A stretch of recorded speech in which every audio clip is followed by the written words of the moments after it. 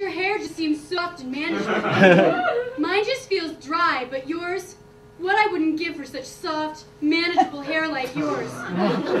Debbie, what's the one thing you wanted more than anything else for your birthday? You got me that frog table from the Bombay Company. No, but I do love that we can decorate together. I so should have seen the irony in this. I love that you're the first thing I think about as I'm exfoliating in the morning. And the last thing I think about as I'm putting on moisturizer at night. Debbie, will you marry me?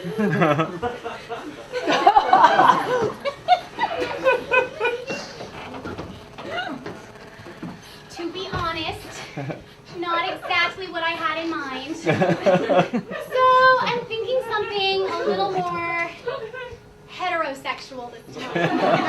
I deserve it. My grandchildren deserve a better story than that. I do have a 30-year plan for grandchildren. Please come see my other show next week. You, sir, thank you for volunteering. Could you come up here, please? No, yes, that's you. Yes, thank you. Oh, wait.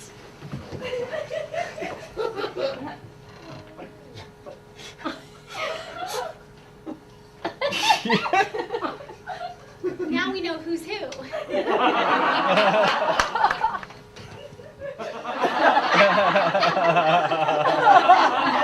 Go. Debbie, you look beautiful in the sunset. Thank you. These last few years with you have been like a dream come true. I was just a normal guy going about my everyday business, and then this miracle walked in. I feel the same way. Ever since our first date, I knew there was something special here. We closed the restaurant down. We got lost in each other, and Debbie, I have to tell you, I don't want to be found. Debbie, you are a dream come true. I want to tell you how much I love you, but words don't seem to do my feelings justice. I knew you were going to say that. If I could hold you tighter, I would. You are my life. I give you everything I am. Oh, darling, you have such a way with words. Well, that is nothing.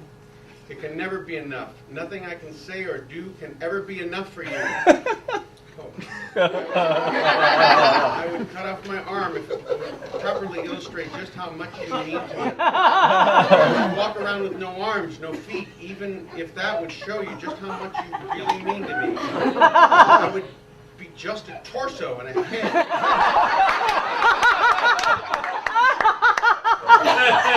Wow. You would have to push me around on a skateboard.